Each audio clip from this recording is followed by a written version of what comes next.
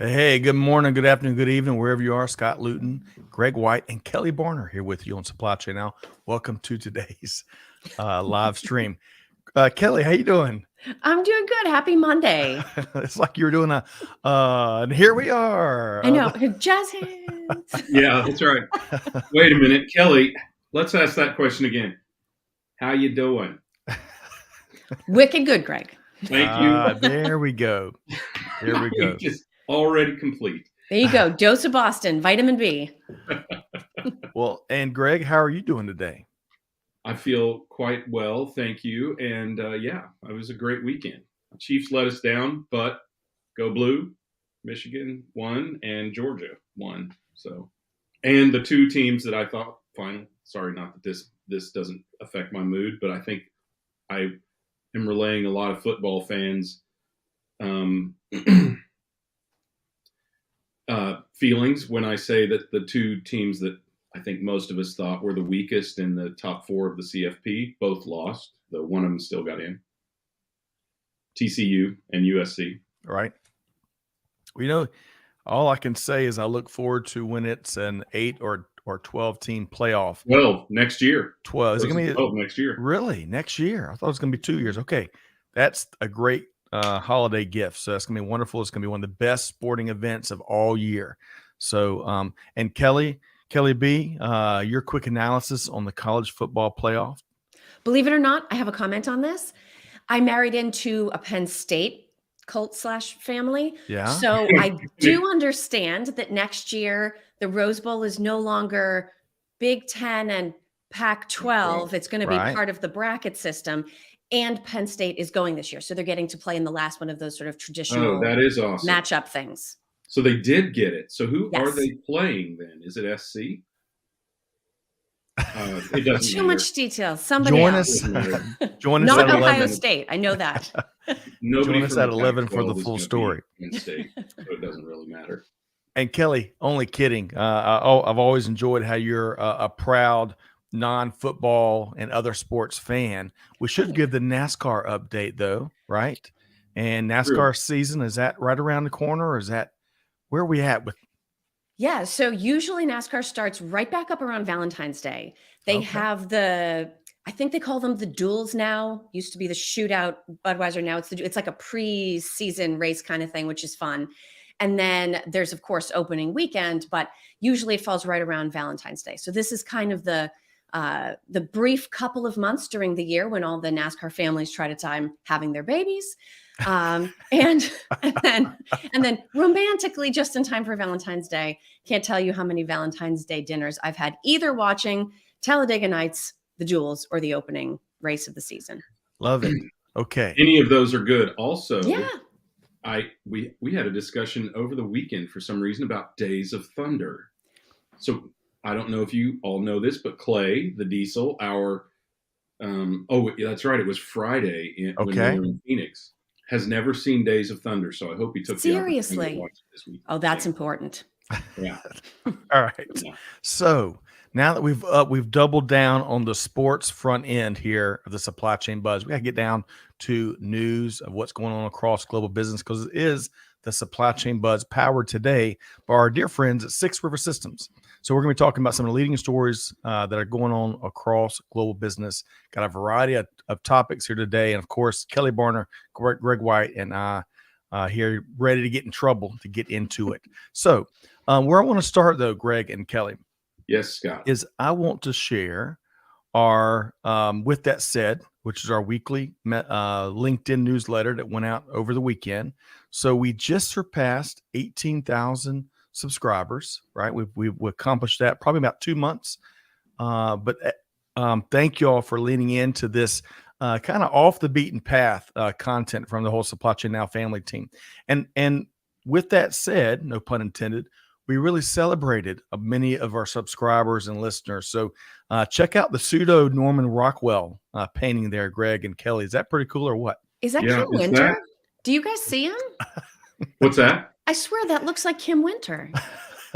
I don't want to point. It's not going to help you. Who I immediately locked on was Jason. I think kind of right there in the middle. Okay. from Comparative Entertainment. I mean, With the streak in his with, hair? yeah, I don't know that he has the streak, but definitely the face shape and the goatee.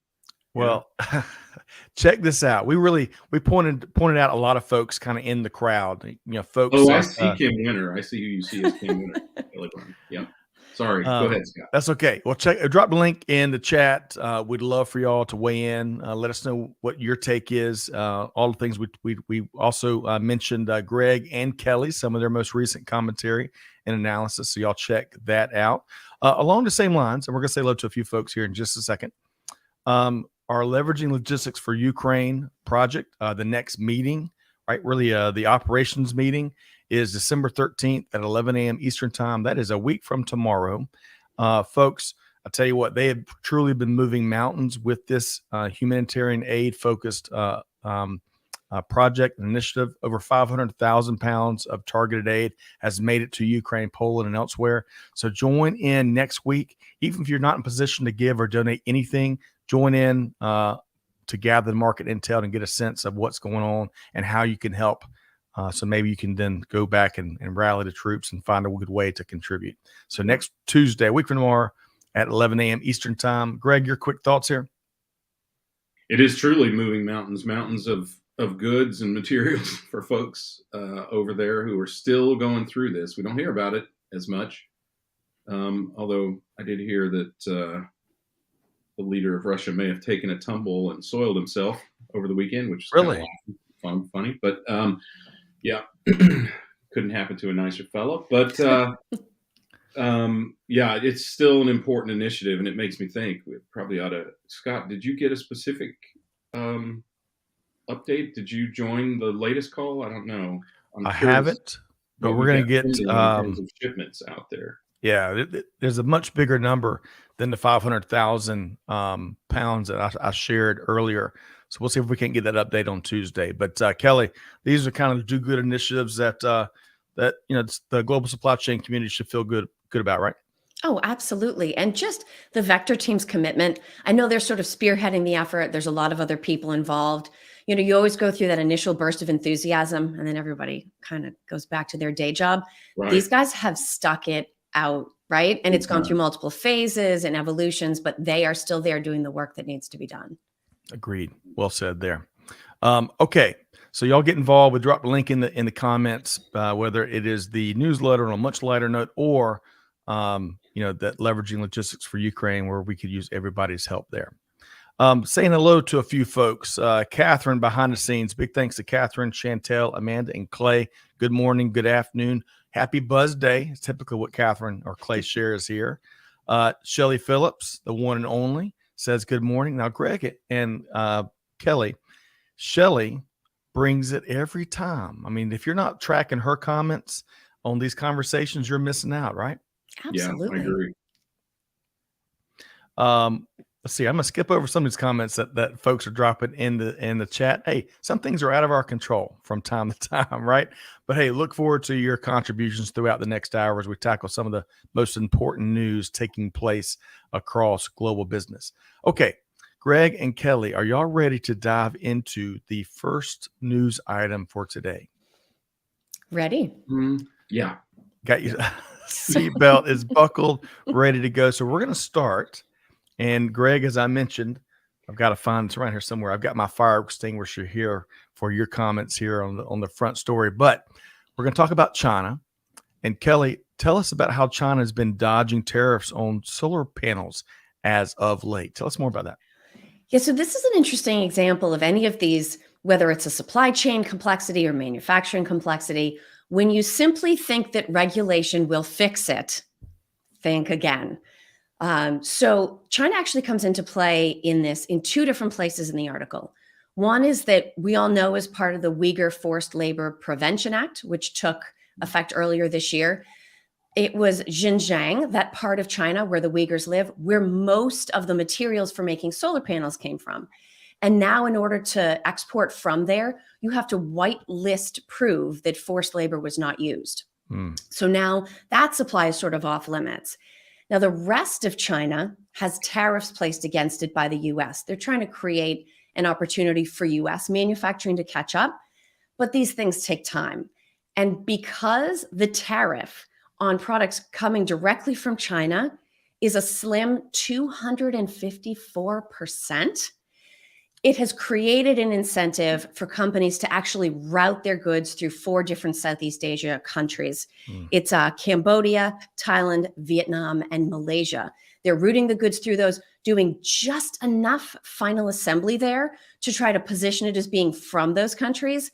That is not counting. And it's US manufacturers that are actually bringing this to the attention of the federal government and saying, and so what are you going to do about it? So interesting story about trying to stop bad things from happening in multiple places and actually incentivizing new and different bad things.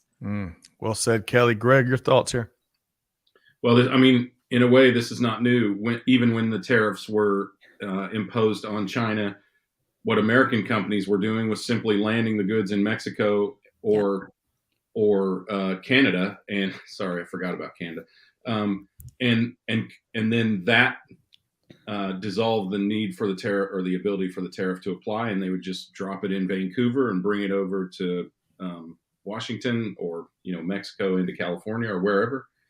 And I think what this really highlights is that we need to be thinking about the intent first, and then the execution methodology next. Because when particularly politicians are too prescriptive with what they want to have happen, not the outcome that they desire, they get way too specific because they're lawyers.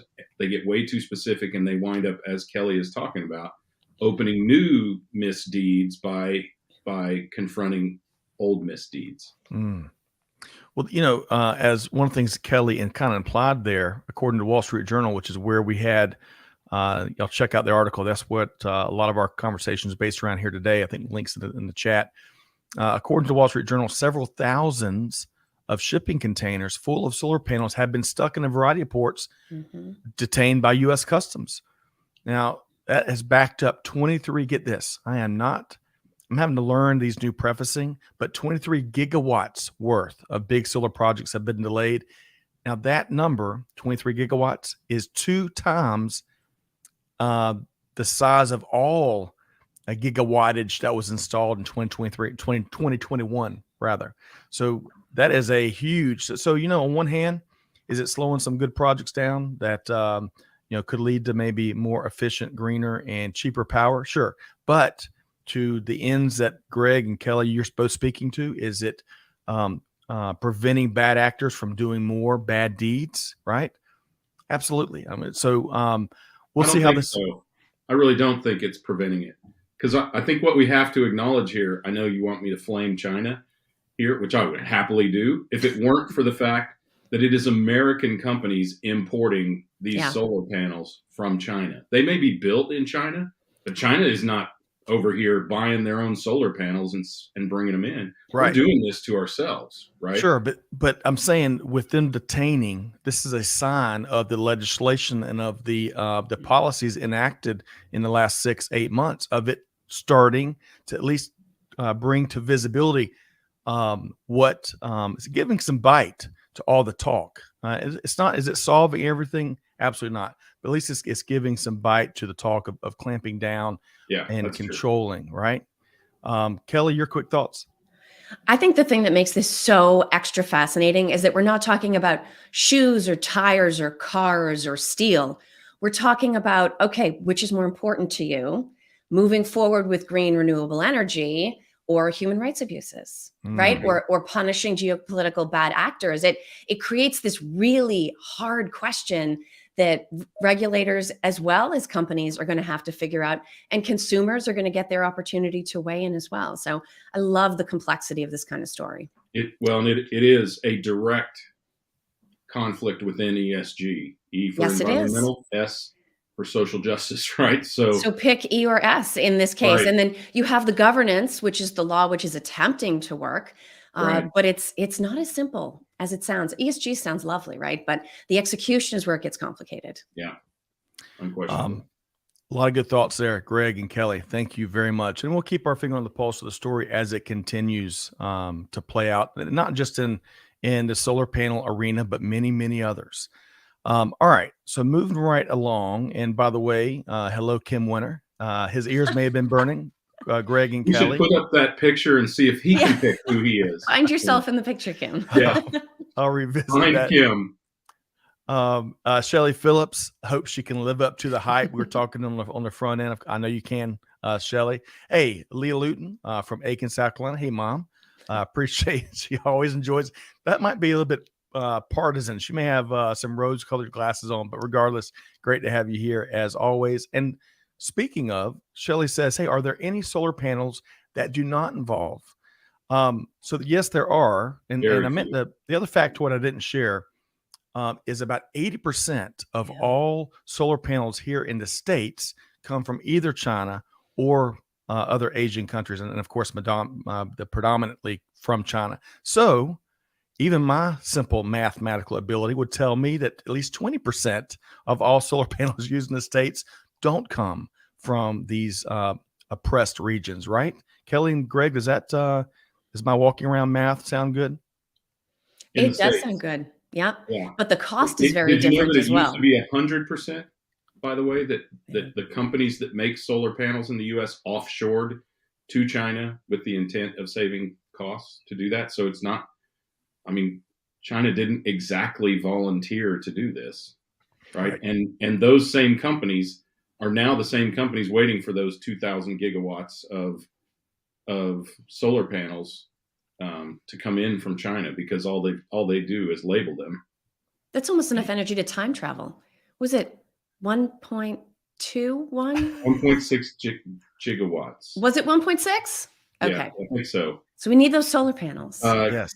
Maybe Catherine can do a little research on Back to the Future and see what it was precisely X number of miles an hour. I think it was 77. But okay. Now I'm with y'all. 1.6 gigawatts, which caused time travel in the DeLorean. Okay. Because nobody knew the word gig yet. Somebody should have traveled back that's right. I missed Somebody that. should have traveled back in time in the DeLorean and made it a better car, and then there wouldn't be all these problems. Which, by the way, there's some fascinating documentaries on the whole DeLorean story on Netflix and Hulu and elsewhere. So y'all check that out. Really quick aside too, Greg, yes, for us Scott. in the Atlanta area, I remembered, and I'm separating this completely from the Uyghur issue. However, to your point, there was a company, a startup that started at Georgia Tech called Suniva, and it grew rapidly into a really a big organization here in the Metro Atlanta area. And then, to your point, they pushed all production of this as I recall, right, of this very innovative solar cell technology to at least Asia. I think they sent it to China, but at least Asia. So that's part of why we're here, right, Greg and Kelly? It is. And but nevertheless, back on that first story, it's good to see some of these shipments being stopped, and hopefully the ripple effect will continue moving up to a more proactive and preventative aspect. So we'll see. All right, so we ready to keep driving? That first story generated so much discussion.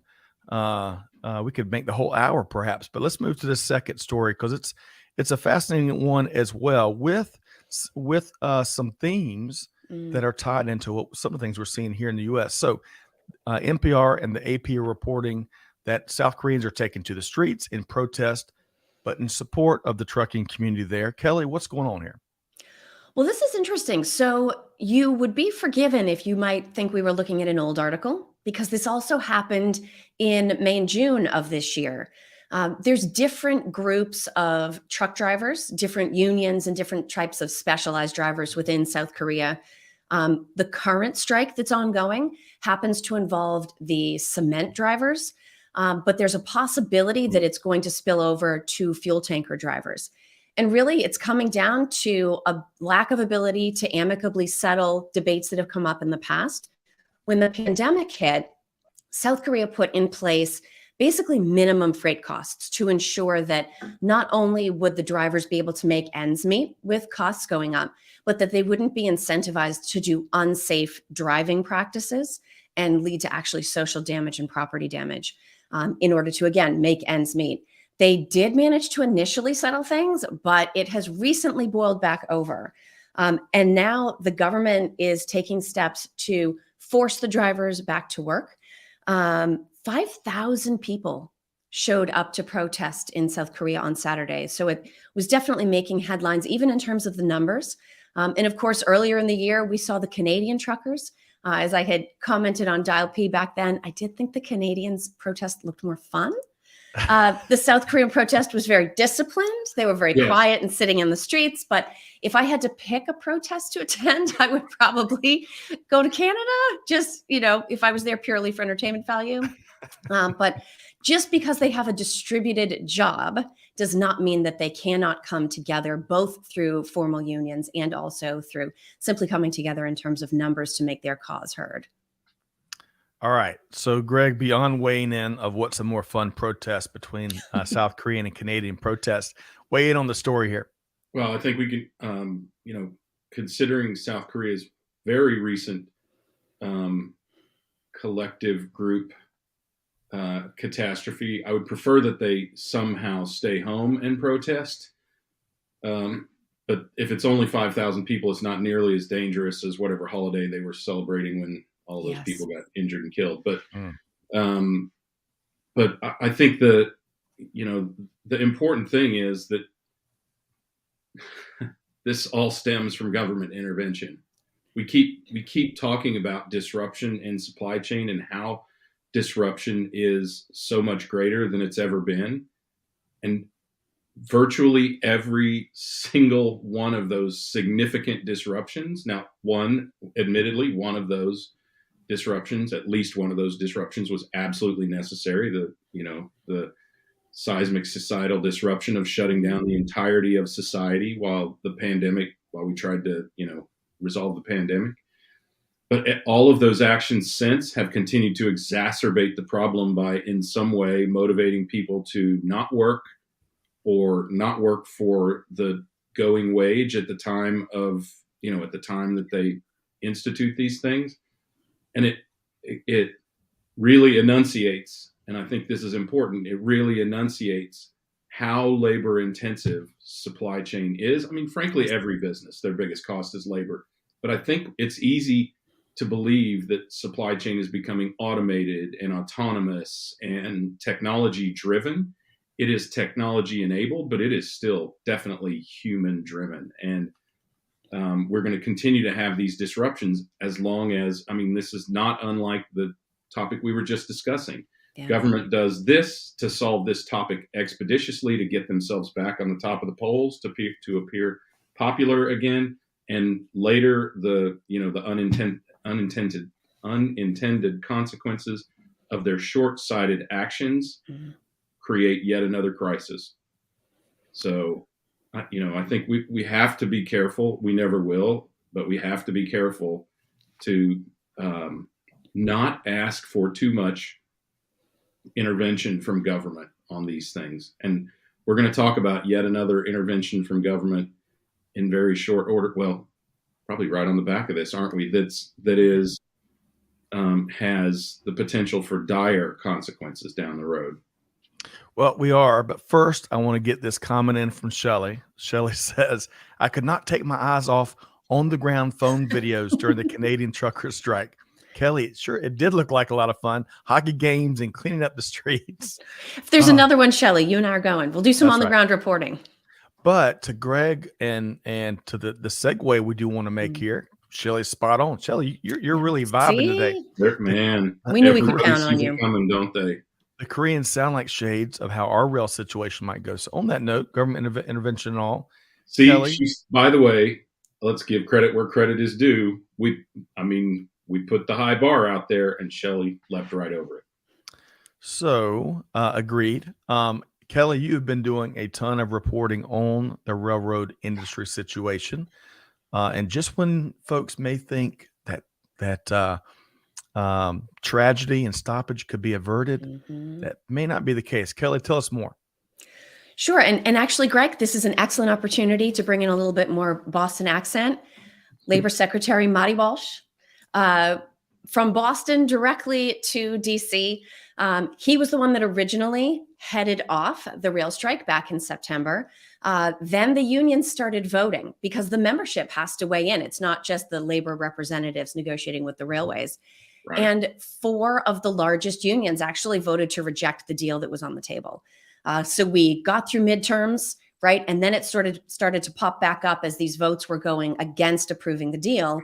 And the most recent thing that took place, which was something that nobody wanted, was Congress got involved. They put a bill on the president's desk. He signed it on Friday, which actually makes it illegal now for the railway workers to strike.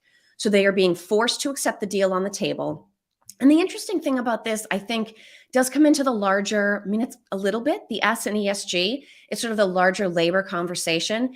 They've been given enormous pay raises. And so I've heard a lot of people make the comment, how can you complain? You're getting 24% pay raises. Some of it's backdated. But what they really want, this is a quality of life issue. It is very difficult to get days off. Partially because the rail workforce is so much smaller than it was just a few years ago. And they really don't have the headcount to allow people to take time off. And so what workers are saying is, you can pay us all the money in the world, but if we have to choose between, one story I read, the worker had to choose between his son's birthday and having necessary dental work done. And so he made the decision to go with the birthday. And by the time he had enough time off to get the dental work done, the tooth could no longer be repaired and it actually had to be pulled. So this, it's easy for people in a 9-to-5 with sick time and paid leave and Family Medical Leave Act and all those kinds of things to forget that there are still people out there working today that play essential roles within society that simply can't take the time off that we actually don't think a whole lot about doing in other roles where we do have access to that kind of flexibility. Excellent point. Kelly, I'll get you the comment here, Greg, in just a second. But, we're trying to get an interview with an engineer from the railroad industry to really give kind of that take. So stay tuned on that. And then, of course, that archaic law from, archaic law, it's old, from 1926. That's right. Right? That's the law they're leveraging to prevent a strike potentially from taking place. But Greg, weigh in on what Kelly just shared there.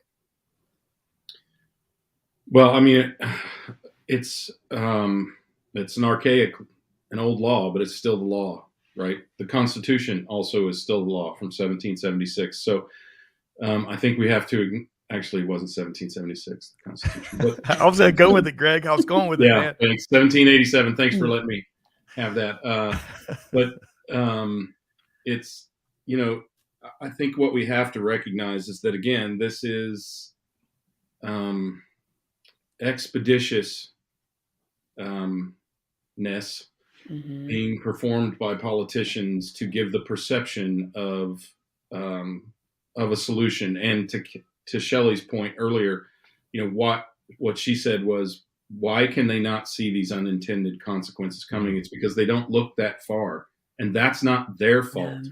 That's our fault. They know that our collective memory is very, very short, weeks, if not less. I mean, think about, you've probably seen television shows where they talk about the news cycle, right? If something doesn't stay substantially in the press for 2 weeks, we Americans collectively, we don't care about it. So they know that they can do this incremental thing and look good. And when the consequences come, they'll deal with those, because we won't remember that this stemmed from that. And we talked earlier, we don't even discuss the war in Ukraine anymore. It is literally a war going on in our world, in our lifetime. And we're, past June, right? And it falls from the headlines. It's terrible. Right. Well, and that's, of course, what bad actors are counting on. I was reading over the weekend, again, from the Wall Street Journal. I am an unabashed fan of their reporting, but how grain shipments through the captured ports and through other ports within the Russian network, they're being mislabeled so they can get in and out of these ports without true origins coming from Ukraine being identified. And the sheer levels of activity.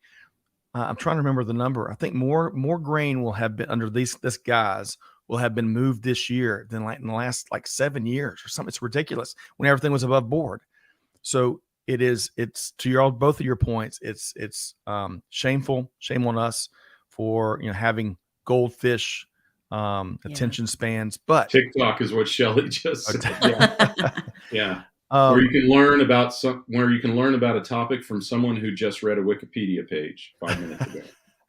But the good news is there are plenty of ways to take action, and don't have your attention and priorities be driven by media. So y'all check out such as our Leveraging Logistics for Ukraine initiative.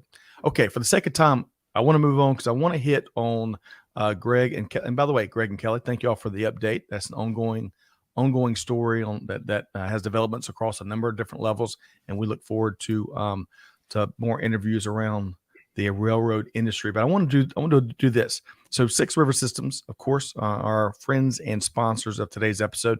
They've got a couple of resources we want to share with folks because we know what's coming, right? Here in December, we've got holiday gift buying. It's already begun for the last couple months. It's probably reached a crescendo, I imagine, in December.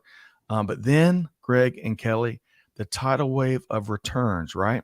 And we do a lot of work around reverse logistics and returns management. There's a great white paper from our friends at Six River Systems, optimizing your returns management process. So we encourage y'all to check that out. We've got a link in the chat. And then also, Greg and Kelly, I don't know about y'all, I'm a big sucker for a good business use case or case study. There's lots of those from a variety of different industries from our friends at Six River Systems. We will see some of their solutions deployed in a number of different ways, ranging from GXO to Legend Valve, Incrum Micro, top-notch distributors, and many, many more. So y'all check that out. And if you think you're too unique, Greg and Kelly, if you think your business may just be too unique for automation and robotics, hey, you're not that special. Check it out. Check out some of the stories out there. It's funny you say that, Scott, because having done literally thousands of technology implementations, what I know is that every company is different in exactly the same way. So, we used to say that all the time. Look, there are only a certain number of ways to do business. Often those things that are unique or specific to your organization are because of a particular strength, or in my experience, it's been more likely a weakness within your organization for which you are compensating. And I think having seen a lot of technology implementation where there is a ton of labor involved, and also seeing completely lights out, for instance, distribution centers in one of my favorite businesses, wine and spirits. Yep. So you don't have to worry that someone has touched your 1962 Chateauneuf de Pape or whatever the heck that's. Wow. It was never touched by human hands, and I can verify that because I watched it happen. So look, there's always some level of automation that is applicable here. First and secondly, Chuck, right? Well, I'm glad you mentioned that. More than a robot named Chuck. So I'm glad you mentioned that. So look at this. If you're an Office fan, so in some of these sites where Six River Systems deploy their technology, their teams, the client teams, I guess for lack of a better phrase, will name each robot. Well, this one's name is Dwight. And I love that. So if you're an Office fan, maybe they've got Michael and Jim and many others, but I think that's pretty cool. So if you anger that one, it shuns you. Yes. Shun. You can argue about the mightiest bear with that one, or Battlestar Galactica or Battlestar Galactica. Yeah.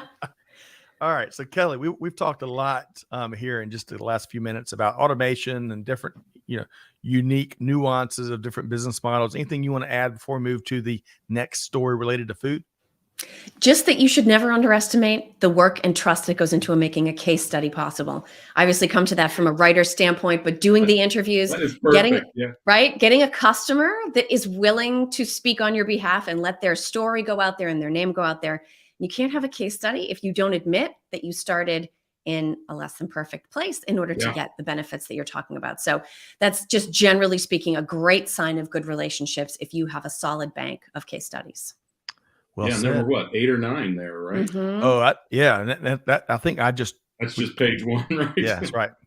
But yeah, I never thought about that vulnerability, Kelly, that businesses have to open themselves up to in order to put together a really compelling business case. And hey, that is free advice from the Ann Rice of global business, which is with us today, Kelly Barner. Okay, So let's move right along. I've got this next story teed up here. This was an interesting one. We had a little fun on social. I know Greg was traveling, meeting all the supply chain movers and makers last week, movers and shakers rather. This one was interesting. We're talking about a lettuce shortage and how that's impacting at least one of everyone's, and I mean everyone's favorite chicken sandwich makers. So Greg, tell us more here. Well, we predicted this and we heard about this many, many months ago, that crops all over the world were either being, they were underperforming or being decimated by various things, weather or conflict or whatever, right? This all sort of started with the discussion around wheat in Russia and Ukraine, and then it evolved into the discussion around produce elsewhere around the world. And of course, this time of year in North America, we get almost all of our produce from outside the United States. Guess why? It's winter. So we get it from the Southern Hemisphere, very often South America, in the US and Canada and Mexico, because it's winter south of us in South America. So it's a very, very difficult thing to manage. The recognition that the crops were going to be producing short or have various and sundry other issues was known, of course, last spring when the planting started, and or the cultivation and harvesting sort of got underway. But we've known about this, and now this is coming home to roost, and it's hit two of the biggest chains, and many, many more. We heard about. If you look at that commentary, we heard about that as well. So somebody had a story about Wendy's. Obviously, Chick-fil-A, which has one of the most efficient supply chains in the world, but especially in the restaurant business. I don't know much about Subway and their supply chain. I know a couple things about Subway. Subway and Chick-fil-A should not even be mentioned in the same sentence. And I would argue that that's true on a lot of fronts: supply chain, quality of food, right? Just generally cool-looking buildings, stuff like that. So it is a real problem. I'll let Kelly tell her part, but I do actually have a wee bit of good news on that front. So Kelly, I'm gonna come to you next, but I gotta share this from Tom. Let us hope this gets resolved soon. I would also add. Thank you, Tom. Tom, hope this finds you well wherever you are. Great to have you here. I would say, hey, we got to turn up the pressure on these firms to beat expectations. It may take lots of cabbage, but let us hope they win. Okay, so Tom, I will never forgive you for saying that. Okay, so Kelly, it's Dad Joke Monday here on December 5th. Kelly, your take on this story about a lettuce crunch. Well, maybe I missed this detail in the article, but I feel like in order to get, appropriately worked up about this, I need to know what kind of lettuce. So is it all like there was a picture of iceberg, right, but then is it romaine? Because I think of romaine lettuce as being what comes on a Chick-fil-A like grilled chicken sandwich. What is it? Right? All lettuce? Is romaine what's on it? I almost never ordered lettuce on it. It's not. Well, so let me back up for a second. So for most Subway sandwiches, you know what? I had no idea. I don't eat romaine lettuce on sandwiches. I know that there are certain sandwiches out there that calls for. So Kelly, I don't know. That's a great question because there's all sorts of different kinds of lettuce. Yeah, exactly. Boston lettuce. Right. I feel different levels of emotional connection to different kinds of lettuce. And that's going to determine how upset I get or not about this being missing. Like, for instance, I love a wedge salad. I mean, It barely even counts as salad. It's not good for you. It's got bacon and blue cheese on it. But is there anything more satisfying than a wedge salad? Catherine is confirming via her research that it is romaine lettuce. But see, do you know why Catherine knows this? Because Catherine and I both have to eat gluten-free. The gluten-free Chick-fil-A grilled chicken, whatever sandwich comes in this funny little tub with a slice of tomato and a piece of lettuce that just doesn't seem like iceberg. So that's why Catherine and I both know it's romaine. Well, but Subway does use iceberg lettuce. So, I mean, it's possible it's both. It could be. That's a really good question, Kelly. That is my inquiring minds want to know about the lettuce details. I like, Scott, I like your mom's take. If it includes kale, Well, this is not to get too far off topic, but Mom and I were talking about kale salad over the weekend, and me and Amanda are big fans. In fact, Amanda converted me. Amanda makes his homemade dressing. I could eat kale salad every day.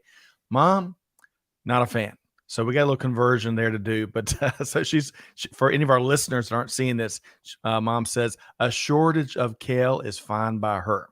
Leah Luton, stand your ground. Do not convert. Well, hey, let me give you a little bit of hope here. Okay.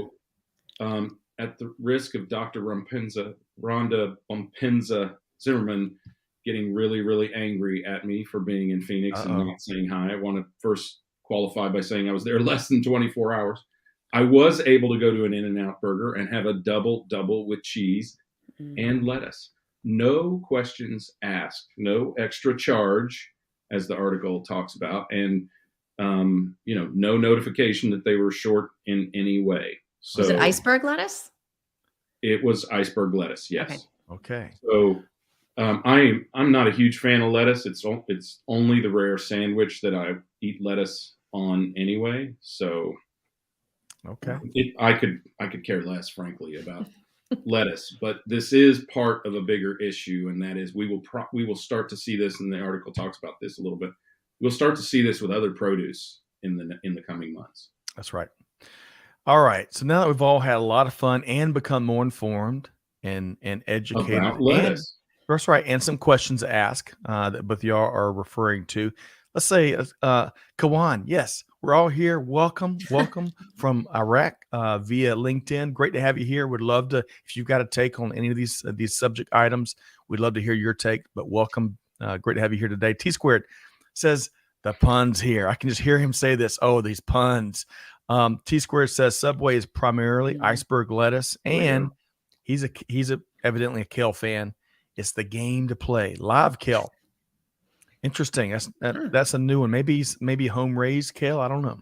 No Shelly's also gluten free. I bet we could have a whole gluten free supply chain conversation, because that has introduced so many new products and companies in the market. And Catherine finally, oh, I love kale salad, she says, with homemade Caesar and roasted chickpeas. Catherine, I thought you were going to say roasted croutons, but chickpeas ain't my thing. But hey. So what we've learned, I think what we're learning about Catherine, Scott, is that because she lives in a very small town, although in one of the most beautiful places in the world, but in a very small town, and she doesn't like a lot of the restaurants there, she has probably learned how to cook some really gourmet things for herself. I bet. Well, and this next comment, Greg and Kelly. So Greg, if I'm not mistaken, and Greg, we're connected on LinkedIn, and we've enjoyed your perspective here, going back a couple of years now. Greg, I think you're in the vegetable industry, if I'm not mistaken. And Greg says, it's not just lettuce that's in shortage. All crops were hit hard. Next time at the store, look at your frozen vegetables section. Drought is serious and will impact your next year's crop. Good point there. That is an excellent point. So of course we knew that it was coming for South America, or the Southern Hemisphere and its production of produce, but we're seeing the same thing in the Northern Hemisphere, which will impact the crops for the next season out of the Northern Hemisphere, which also, of course, impact the Southern Hemisphere because they do import some from us.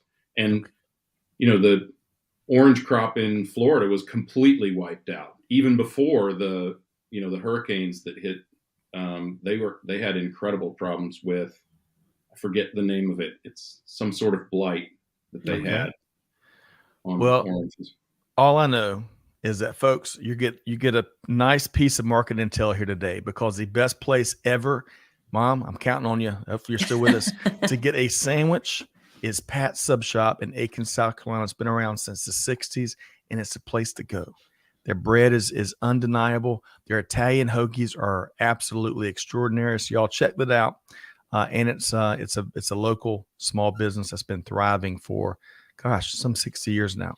So with that, before we hit the last article here today, Greg and Kelly, one of your favorite places, preferably like independent, local, small business, but what's one of your favorite places? I saw that image on the previous on this previous graphic, and folks, if you're listening, you can't see this gorgeous sandwich, this nice bread that we use as a backdrop for the whole lettuce discussion, but it made me so hungry.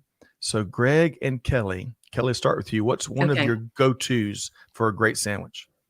So we have a little, I say farm stand, but there's more to it than that. Like you actually go inside for one thing, and it's open year round, and it's a deli, and it's meats, and it's their own produce, and it's fresh cheeses and things. And they have a sandwich counter, and these sandwiches are incredible.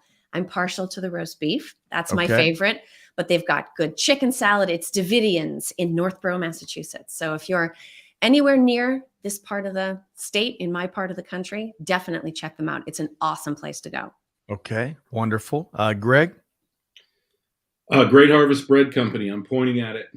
I can't see it, but I know precisely where it is from here.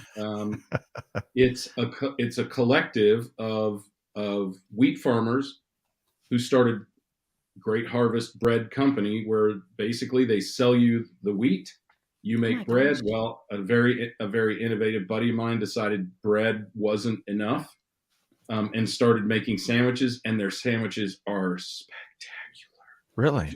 Yeah. In fact, now I think if I have time, I'm going to run over there real quick and grab. Yes, they're Italian. Yes, they're Italian sandwich. Love it. And it's super local. It was kind of a franchisee thing, but I'm not sure that there are many stores out there of it. But the bread is unbelievable. To die for. Okay. Unbelievable. Great Harvest Bread Company. Okay. Greg and Kelly, thank you all for playing along. Your parting gifts will be bestowed at the end of today's session. Okay. So let's move into the final. Whenever I hear parting gifts, I remember like 1980s game shows. There was always parting gifts for everybody that played. So final story here today. First time since 2020, U.S. factory activity is showing signs of contraction. So manufacturing activity data seems to show continued contraction in the industry, according to the latest figures from the Institute for Supply Management's November 2022 report. Now, key indicator focus on manufacturing activity dropped from October to November, and the November numbers, which reflected here in this chart, are a new 30-month low. I think May 2020 is when they haven't been this low ever since then. Executives from a couple of different industries, of course, you know what they're pointing to. Economic uncertainty, major factor in the manufacturing slowdown, but other factors include a shift in consumer spending. We've all heard about that. Maybe have been experiencing and driving that firsthand here as moving from consumer goods to maybe things like travel. Also, strong dollar that's making U.S. goods much more expensive globally. So I want to start here with Kelly. Kelly, your thoughts around these numbers related to manufacturing activity here in the States? Yeah, so I actually have two thoughts about this story. One is I was actually the ISM New York's business survey chair from 2016 to 2020. That's right. And so I cannot stress how significant it is to have this month's numbers fall below the 50 mark. So it's a month over month. It's a trend, not a level. And so the fact that it's moved into contraction territory, it actually in some ways doesn't matter how much under that line it dips. I mean, obviously a huge dip under the line means more than a small dip underneath. But the fact that it's officially in contraction territory is really significant. My other thought on this, and it's so funny because it seems like the day in the particular survey, I feel like the news on the economy is all over the place. So on Friday, we got a better than expected jobs number, but now this comes out about things downturning in manufacturing. And then if you watch the stock market, it's a completely different picture altogether. So I find it interesting that depending on the piece of news, where the economy is and where it's heading seem to be very conclusive. But when you compare the pieces of news, like we could be anywhere. Things that are strong, you wouldn't expect them to be. Things that you wouldn't expect to be strong are, and they don't seem to line up. Excellent point. And Greg, before you comment, to clarify what Kelly was alluding to on the front end there, the ISM manufacturing index, if it's above 50, it shows growth. And if it drops below that line, as Kelly is talking about, it implies contraction. And one other point is other analysts, including a group of analysts at Wall Street Journal put together, didn't project it to be as low as it was. I think 0.8 of a point lowers what that number came in than what a lot of these third-party analysts thought And that's it would a be. huge miss considering we're Yeah. talking about fractions of a percentage. And the fact that it put them over the line. So they expected Right. slight growth month over month, and instead they got slight contraction. Greg, your thoughts here. And Kelly, I completely forgot about that. I think when we first met, that was in your role, and you were doing that excellent reporting and analysis there. Greg, your thoughts? Well, numbers are all over the place, as Kelly talked about. In fact, I was just looking up this ISM report that just came out on the first major indicators, right? So they're saying the production gauge jumped, new orders fell, employment barometer rose. I mean, all of that is largely in contrast of what we were just talking about on this ISM report. So that confirms, Kelly, like you needed. Of course, we know you know that, but that it confirms what Kelly is saying, but it also shows the mixed messages that a lot of this data is even showing the people who research and allegedly know a lot of this. So it's a very tough environment to understand. And it has, the other thing you have to think about also is there is a seasonal effect going on here. And they don't always seasonalize the numbers until after the season occurs, right? So anything that looks like sales increase could be because of the season. We saw some numbers in the last couple of weeks where some sales numbers, you have to forgive me, the CPI sales numbers actually went up, but largely, in fact, I would argue wholly because of inflation. So people are buying less but spending more because the unit volume went down by 5.5% and sales went up by 1.5%, which is almost 7% swing, meaning without inflation, sales would have actually been down 7%. So it's, sales would have been down 7% because of the 7% inflation rate. So it's pretty substantial and pretty complex to analyze. And by the way, if you're feeling confused out there, don't. Because even if you are confused, you're equally as likely, I say this all the time, not an economist, but right every bit as often as they are. So you're equally as likely to be correct as any economist. And if you want to look back, I was just looking at an article that said we're on the verge of a bull market in April of this year. Yes. So nobody knows, gang. And these numbers are indicators and indicators only, but we really don't know what we don't know because we aren't measuring so much that impacts it. And furthermore, we've so manipulated the measures, again, for political expediency that unemployment and inflation don't even represent what they used to just 8 or 10 years ago. Yeah. In fact, if you look at the underlying inflation numbers, instead of 7.7 or 9% or whatever it peaked at, it was actually around 16%. It was huge by the old measures. Okay. So well, hey, we have to understand the one thing that the great philosopher and storyteller Mark Twain said: there are lies, there are damn lies, and then there are statistics. Yes. Well, the good news here is twofold. Number one, folks, we don't require you to show your work here. Unlike your third grade math teacher, you can say whatever you'd like to say. And secondly, speaking of Mark Twain, my favorite quote of all time, that someone doesn't learn what happens. I'm going to paraphrase here because I can't remember exactly. Someone doesn't learn what happens when you carry a cat by the tail other than by actually doing it and carrying a cat by the tail. So I completely butchered Mark Twain here today, but I love that quote. All right. So Greg and Kelly, a lot of good stuff we walked through here today. This has been a very holistic. I mean, we've had a little bit of fun with sandwiches. We've talked about the sandwich supply chain. We've ventured into solar panel and bad actors and what some of the things that China and Russia and others are doing. We've talked about legislation. We talked about a railroad strike and what to look for there. Holy cow. Let's make sure, folks, Greg, one of our favorite series here, amongst other things that Kelly does, Kelly with Buyer's Meeting Point and Art of Procurement, Dial P for Procurement has been a hit.